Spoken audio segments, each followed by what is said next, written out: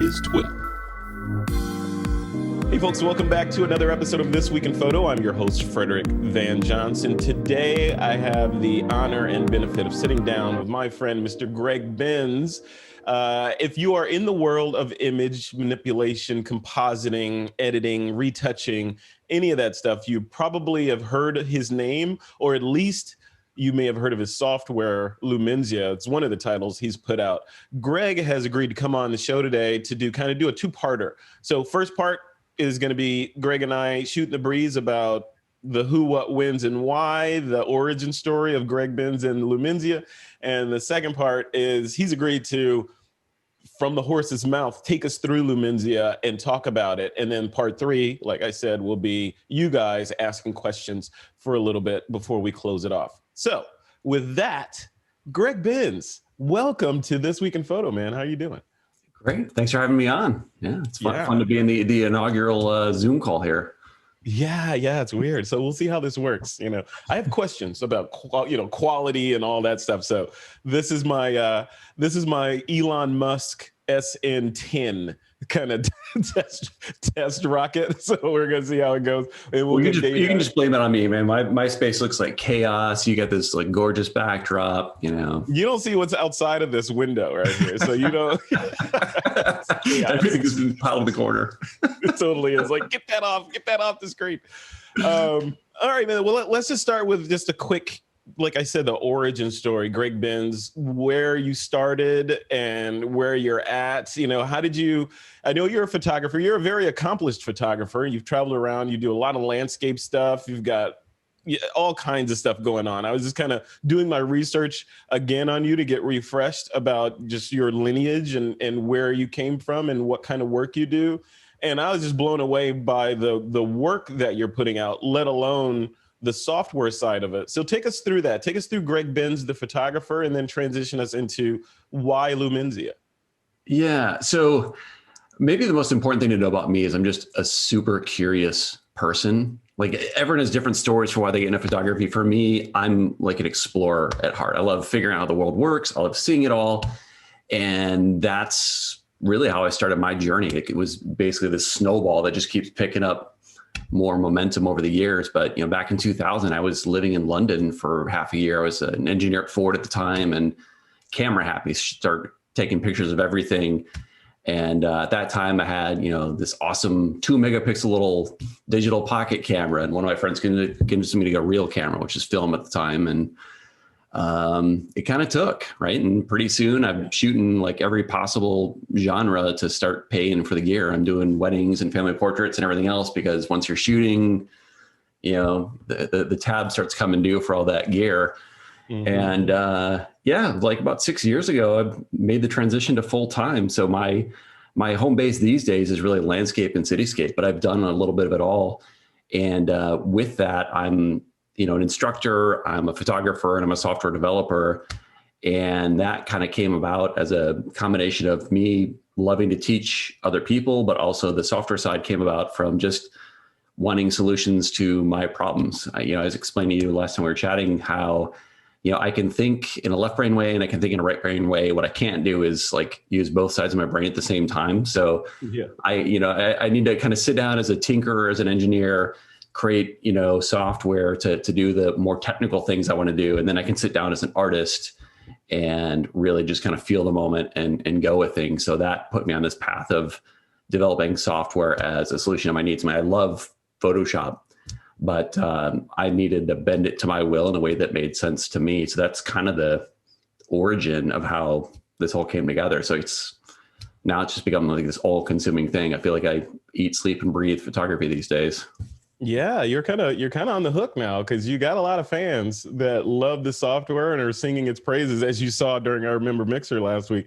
And it's well deserved, right? I've spent the last several days marinating in videos. I think I was watching videos from you like 5 years ago, going through it. And it's interesting that the principles of luminosity masking remain the same, right? The tools are better, but the basic thing that you're doing, using highlights and shadows so that you can have a mask to give finer grain control over the final image, it's still the same from previous version of Photoshop all the way to now, just a little bit or a lot easier. So on that, Greg, so you're this is what gets me about you. So you're software developer, engineer, you know, full on zeros and ones on the one hand, and on the other hand, it's the Picasso expressive artist, you know, doing all this stuff. And you said it's kind of hard to kind of been the two. I'm curious to know about that. Like, what does that look like? Is it literally a toggle in your brain when you sit down at the computer? You're like, okay, I'm in zeros and ones mode, and I'm gonna write code, or I'm in pixel punishing mode. I'm gonna make some art. What does it look like when you actually sit down to do stuff? Right. Yeah. My screen is either looks like a mountain stream or the Matrix. You know, for me, it's more, I get really hyper focused on a task, right? So if I'm working on an image and I have to, you know, because Luminosity Best, at the end of the day, right, all it is a tool for precision. It's an ability to tell Photoshop, hey, I want to go and work on the cloud. I want to work on the mountain. I want to work on this person's face. Like, for me, it's an additional layer of a language to speak to Photoshop.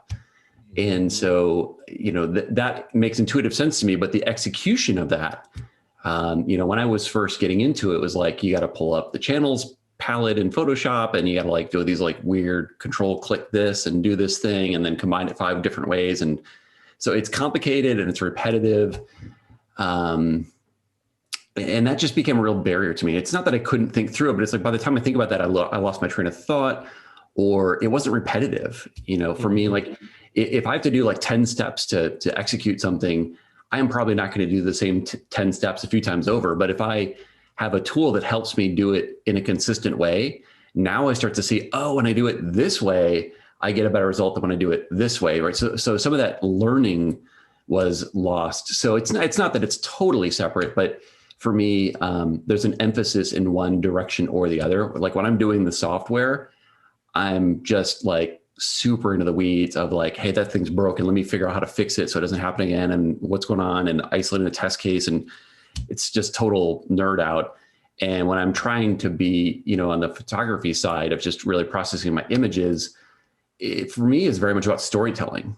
And, you know, so to me, photography is like visual poetry, right? It's not a language that I think most people are very comfortable with. It's not something we learn in school or other people really teach. But when you take an image, I think there's a school of thought that you're like just documenting, right? I take a picture, it's like almost like forensic evidence. And if you edit it, it's like a sin, or maybe you can edit it this much, or everyone has like a different boundary. But there's this idea that it somehow is capturing reality. And I don't believe that at all, right? You're capturing like one moment in time in one direction with one, you know, field of view, you know, where you're taking a 3-dimensional world, compressed it flat, lost detail, lost the sound, lost the smell. Like, it's totally stripped of the human experience of a place. And so for me, I'm trying to share an experience. I'm trying to share not necessarily like the technical, like what was the place, you know, from a scientific perspective. I'm trying to share like, you know, what was it to me? How did I feel about it?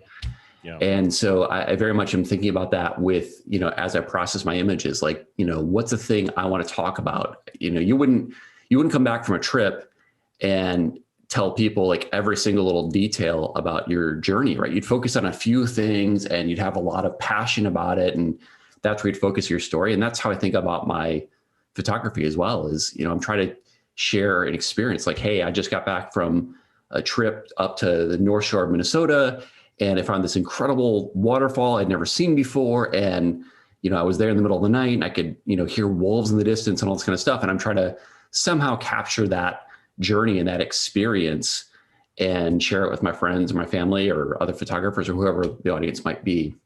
Yeah. So I think at the end of the day, the intention and the intensity is very different between these things as well. So I don't know if that fully answers your question, but it's this fluid thing, and it's definitely shifting gears. But I think, you know, we all do that in our lives, right? We all have different moments where we're a different person at work than we are on the weekends or whatever it is. And this is just one other way where I'm shifting gears to suit a particular purpose. And to me, the technical and the artistry all at once was just, it was like too much. I couldn't do it well. Yeah. Yeah. I wonder about that. Cause, you know, we talk about how advanced we are now with, Photoshop and all the associated tools, and there's just a million tools out there, not even AI and all that stuff notwithstanding. There's a bunch of different paths now to get to an amazing result, at the end of the day. And I wonder, back in the day, film and chemistry and all that stuff, it was relatively simple, right? It was light through a negative onto an emulsion, and chemistry, and is the chemistry good? And, those were the variables that we're playing with. Now there's so much power. Do you remember back in the day with Kai's power tools? You remember Kai Kraus? Yeah. Right. He put out this thing that he called CHOPS, channel operations, that he put out. Basically, it was early internet, right? He put out this list of recipes for doing stuff like making metal and things look like plastic and things like that. And it was literally, okay, do this, make a drop shadow, blur the drop shadow, run stylize on the drop shadow, emboss it, now load it in as a channel, and do, is all these things just to get like a chrome look. And then I look at that barrier to entry to doing things at that level. It was thick. It was like, okay, if I really want to do this, I need to internalize what's going on with this channel recipe that this guy set down. With the stuff that you're doing, you've taken that and put it in code for the most part. And now people can take all the complexity of understanding and remembering certain recipes just to get a result, and then concentrate on the final image and telling that story like you were talking about. Is that the goal? Is technology, right? Make complex processes simple or simpler so that we can get on with the business of what the final goal is. I think whenever it comes to media, there's always this problem that the technology and the business model, as it may be in certain cases, like dictates the storytelling. I mean, you look, for example, today at what shows you see on Netflix, right? And the kind of like binge watching and stuff we do, like that, you would never make those series back in the 1990s the way you do now, right? If you did a radio drama in the 30s, it'd be different. And if you look at photography, it's the same thing. I mean, you pull up these old, near daguerreotype looking images of great Aunt Eleanor or something, right? And she looks like half ghost and she's totally stiff. And you look at this and think, man, people were like really boring back in like 1895, right? But what you're not thinking about is like, they literally had like a wooden structure that they would like snap to their neck to hold them still because the exposures were so long, they'd be blurry. And so that the technology of that day force them to tell these really like static, boring stories that really strip the emotion out of these people. And I'm not saying that they behave the way we do today, but I don't think that when I look at an old photograph, I'm getting a great representation of the person there, because there's no casual snapshot. You're not taking the picture with you to capture the real moments. It's like I dressed up once every like 20 years and went down and someone shoved that stick in the back of my head and here we go. Totally. And so, okay, now I got to stand still for 60 seconds and don't move. Right. Right. Like hopefully some fly doesn't like land on your face or something. Yeah. And I feel that that's what we have today. Like we've got these digital cameras that like have all these megapixels and they've got great dynamic range and the color's better. And they're so much better than they were, but there's so much that's missing, right? At the end of the day, it's not capturing light the way we see it. It's not capturing the whole experience. Like we'll never get the whole thing. And so we always have to deal within that medium. So like I said, there's nothing wrong if someone wants to treat it as like a scientific experiment and, thou shalt not use Photoshop, but, that's not me and that's not my stuff. That's, if you come to me, it's like, we're going to tell a story. And I'm not trying to create a false reality. I'm just trying to, to my opinion, is a better representation of the truth, right? Because I don't believe that, yes, right? My experience, right? Because this photograph does not represent what I saw. There's so much missing from it. And by the time I'm done, I'm not going to tell you that it's like forensically more accurate. Maybe it is. Sometimes it is better, right? You need to do color corrections, things like that. It depends how you use the tool. It could be a total fantasy, but it could be a better version of the truth. It's what you want it to be. And so that's very much what I'm trying to do, is help tell better stories by taking that technology that I have and pushing it one step further, right? And I think that's part of the fun of, the exploration and the curiosity is there will always be something better, and you're always going to keep trying to push that boundary. Just as, photography has gotten so much better in the last 10, 20, 50, 100 years, I think that's going to continue to be true in whatever form it is, whether it's more 3D or better capture. Maybe we start adding sounds, or like, who knows what cool things we'll be doing down the road. But, I'm not trying to gather like likes and stuff on Instagram. If you look at my account, like, this guy does not focus too much on this really. I'm just trying to tell a good story. And, when I go to some remote place by myself with a good friend or whatever, I don't know, that experience to me is worth more if I can kind of hang on to it and share it with other people than it's just there. And there are those moments too when you don't share it, right? You certainly have those private moments. You've got a picture that you never share, a picture you didn't take, that kind of thing. But there are those moments where you feel like, man, how great would it be? I get that a lot when I'm out on solo journeys. Like, I'll go on these, road trips in Minnesota, and a lot of times I'm by myself, and, I've come face to face with wolves, and I hear the loons and wave crashing, and you have this like solitary experience. And I don't know, there's something in me that like compels me to share it. I'm not, I think, a generally extroverted person, but I do like to share that experience, because to me, it's so powerful. And I love hearing other people's experience, right? I love this kind of shared journey of photography, that we have this back and forth dialogue. I love looking at other people's work. I never get much time to do it. I'm so busy with a lot of things, but I always love seeing like, what's this journey someone took through like Kyrgyzstan? What's that place like? I love that feeling of exploration, and seeing, even if it's a place I've been, right, someone else's perspective on it. Like, what did it mean to you? What did you think about that place? Yeah. Yeah. I love that. Because it is I like to say that the camera is very much a time machine, right? And the way that you framed it, it's a time machine, and it is a memory capturing device, right? It's not only capturing time, but it's also bringing you back. And through the process of post-processing, your job is to reveal that story from that two-dimensional scene that you captured. Let's switch gears a little bit, Greg, and talk about that post-processing side of it and Lumenzia, and start with what is, and I'll throw some devil's advocate in here too. So what is luminosity masking, for those that don't know what it is, and why would I want to use that when I have such powerful masking tools inside of Photoshop natively already? Why not just use what's already there? Why do I need something on top of it? Sure. So it's this term that started in a certain place, and I think as the art has developed, it's not even, to my opinion, like the best term. It's not just about luminosity, and it's definitely not really just about masking either.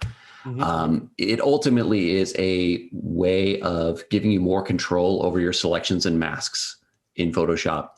And the original idea is based on the luminosity of the image, right? I can select shadows, I can select highlights, midtones, Ansel Adams Zone 7. Like, there's all these different ways of looking at it. But these days, there are so many different approaches and tools, but you could be selecting based on color.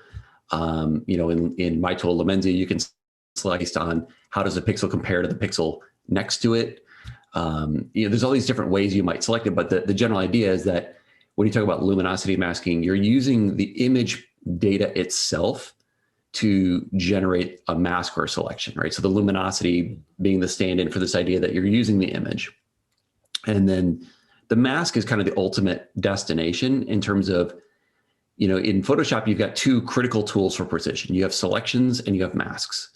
And selections are basically like using a stencil where, if I'm drawing on paper, with a pencil and I do it with an stencil, it guides the tool so that I'm more accurate.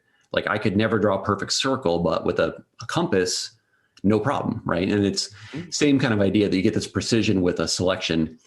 And a mask is a little bit like taking a bunch of photographs and cutting out the parts you want and making this collage when you stack them all together. So I can cut out the best sky from one image, and I can cut out the best river from another image, and suddenly I can snap them together to get the best overall scene. And so that's where the masking comes in. And when you're working with luminosity masking, a lot of times what you're actually doing is making the mask through the selection. So it gets a little bit technical once you start diving into that, but ultimately it's all about having this precision in what you reveal in the image, or where you adjust something in the image. So if we just took like the simple example of like working in Lightroom, you've got all these local tools, right? I can do it like a gradient or something to work on just the sky, but it's not that accurate, right? You can do better in Photoshop. And you go into Photoshop and you could grab, say, like the magic wand, but the magic wand isn't all or nothing deal, right? The sky's 100% selected. The foreground is 0% selected. There's this hard edge, and it's not going to look very nice going between them. Right. When you use a luminosity selection or mask, what you're going to generate is a proportional response. So you're no longer just saying, I'm going to only use this pixel or only show the one beneath it. Now I can kind of blend the two. So it's basically giving you like opacity on a pixel level. So I can take that sky and make it fully selected in the sky, but then in the transition area, it's going to gradually get to the foreground, so that when I blend two representations of the image together, you don't have any edge. You have this seamless pairing of a couple different things. So a lot of what I'm doing with luminosity masks is make 2 or 3 or 5 different versions of an image and then just pull together the best pieces of it. Or I might be just selectively making some adjustments. If let's say I'm doing dodging and burning, the image already has highlight and shadow, and that tells a story about the shape and the depth in an image, right? That's probably the biggest challenge in photography, is you've got a flat media to show a 3-dimensional world. Yeah. And highlight shadow is how we determine on a flat piece of paper or a flat monitor where the depth is. So I can go in with a luminosity selection and I can target the highlights and make them brighter, and I can target the shadows and make them darker. And that sounds like you're just adding contrast, but it's much more finesse than that. I can, highlight, I can change this highlight a certain amount and this highlight a different amount and leave this one alone. And so you have this perfect artistic control that you could never do something like that with a curve. Yeah. Where you have that finesse. But that's kind of the idea of luminosity mask and selection. It's not that they do something to your image. They give you the accuracy to create a better version of it. It's just giving you precision. Yeah. And with that, you and I talked about this a little bit before, as I was going through my understanding luminosity masking and kind of diving into it, looking at YouTube videos, right, and your videos and others, the vast majority of those videos that I was looking at were landscape focused. Is luminosity masking the domain of the landscape photographer, or can us portrait photographers in fashion and macro, can we use it as well? Can you talk about that a little? Yeah, you definitely can use it for anything. I think every genre of photography can benefit from selections and masks. And if you're using selections and masks, there's a good chance that a luminosity-based selection or mask will be useful in your workflow. I don't personally show it because I shoot landscape, and the portrait images I don't necessarily have rights to put on YouTube and all that kind of stuff. So, but I certainly do use it. I mean, in my own personal work with family and friends, I'll use luminosity mask to retouch it, but I just don't have the ability to really share that on my channel. A lot of times I haven't had someone sign the rights and whatever. And it's just not what I really personally do with my artistry. Yeah. But you absolutely can. I think it does get a lot of use in landscape, because landscape photographers deal with this extreme light. And there's this sense that, let's go use luminosity mask to deal with the high dynamic range, just like HDR is really exciting for that crowd. So there's a great fit there. But that's really just the first use of luminosity masks. You can use it for so many other things that have nothing to do with expanding dynamic range. I could go into a portrait and, for example, like I've got a weightlifter and he's got sculpted muscles, and I want to make the bulging muscle look bigger. Well, I can dodge and burn on that more precisely with a luminosity selection. Or I've got a model at sunset, I want to work on that sunset color. I can isolate it from the subject. Or maybe I'm shooting a family portrait and the kid just like ran between some trees and there's like a shadow on the kid's face. Mm-hmm. And that was like the best image, except that the light is not right. Well, you can still recover that. It takes some work to do something like that. That's a pretty advanced use of it, but that's at the end, the kind of thing you can do to really push forward is some really advanced things like that. So if there's something in your image that you can identify based on having a unique brightness or a unique color or something about the pixels that are unique that way, and you want to just adjust that, that's the time when you should be thinking, hey, a luminosity mask would be great for that. So, highlights, shadows, isolating a subject, there's so many places you might use it. Tools like Refine Edge in Photoshop. I mean, that is basically like a form of luminosity masking. It's just targeted by Adobe for edge control and that sort of thing. But similar principle, you could go in and refine your cutout using luminosity selections. And in fact, if you look at older textbooks and some of the stuff you're talking about, if you go back to like the era of Kino, like in the origins of this, people were using channels to be like, hey, go grab the red channel and do this thing. Well, that is luminosity masking. That's exactly what that is. These days you don't necessarily have to open up the channels and dig in to do that, but that's literally what they're doing. So that's where this all derives from Photoshop. I mean, it's at the end of the day, these are things you can do manually in Photoshop. It's just a question of the complexity, the knowledge, and the determination to do it. So if you wanted to do these things natively with Photoshop, you can. I think when we start talking luminosity masking techniques, what we're talking about is an aid to make these things like be much, much easier, faster, and just generally more feasible to focus on whatever you're trying to do there. Yeah. I want to get into that when you do the demo for sure. One last question. I don't know if you can answer this. I know you and I are very much in the Lightroom Photoshop world, though. I use Capture One. I have that on my machine. Amazing piece of software, and I know a lot of members in the TWiP Pro community use Capture One and live by it and swear by it.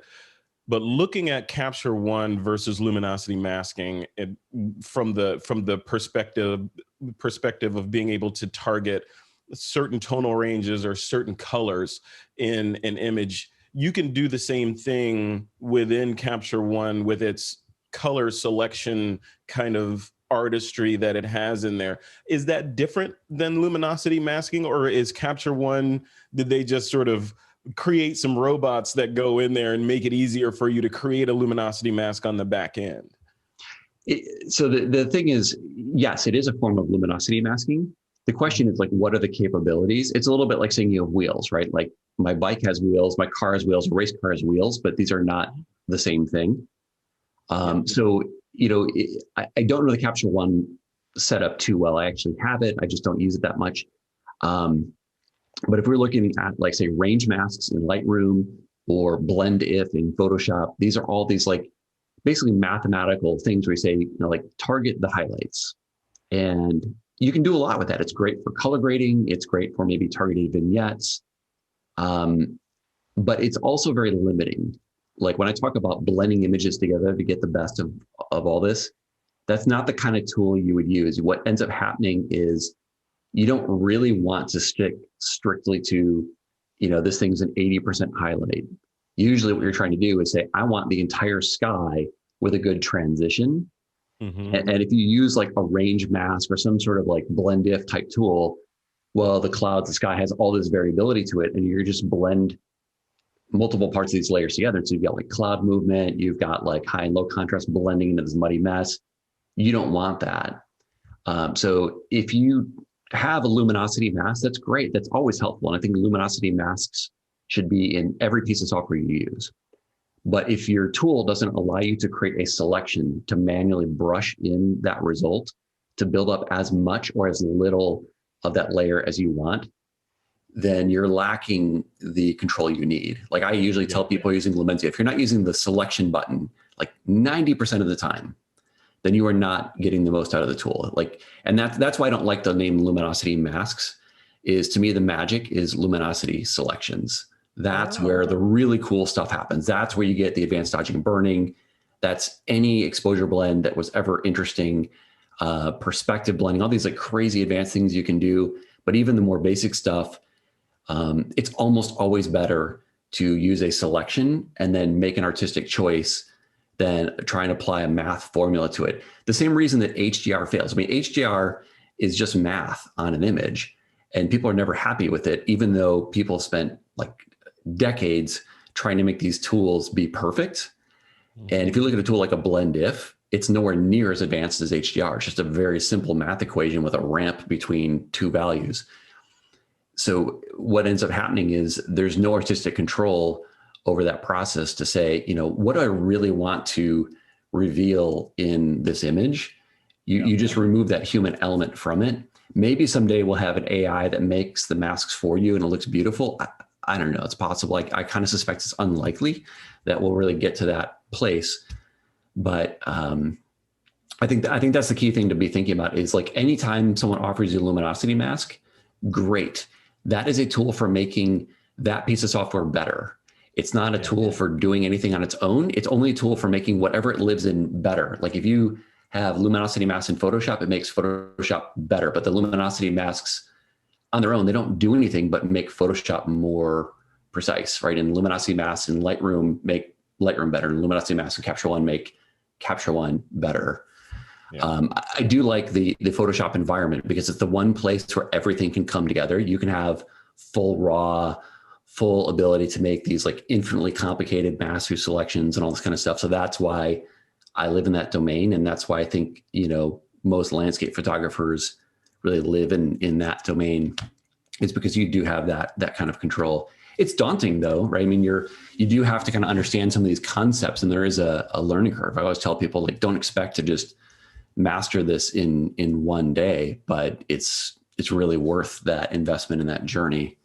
Yeah, no, for sure. Yeah. And I've seen some amazing work that comes out from folks that have mastered or even that are just starting to use luminosity masking. It's kind of like a revealing process of, oh crap, I should have been doing this all along, right? So very, very interesting. So in our time here, I'd be honored if you would do a quick demo, just kind of a walkthrough 101 of Lumenzia and show us how you would tackle an image, from maybe not start to finish, but how you would start working on an image. And then we'll open it up for Q&A. Yeah, great. Well, fire any questions. I'm going to quick get the screen share going here. And folks that are listening to this on the podcast, this is where the podcast episode ends. So thank you for listening and watching this episode of This Week in Photo. Check out Greg. Greg, what's your URL for all of this stuff? GregBenzPhotography.com is the place to go. My last name, it's GregBenz, like the car. Awesome. GregBenzPhotography.com. So check them out. And we'll have a link in the show notes and in the community to all of Greg's stuff. And just so you know, for the folks in the community, we're going to be bringing in a lot of Greg's videos into the courses area within the community as well. So you guys will be able to access a library of knowledge that he's put together on luminosity masking and Lumenzia going forward. So with that, thank you folks for listening, and we will continue with the demo. So take it away, Greg.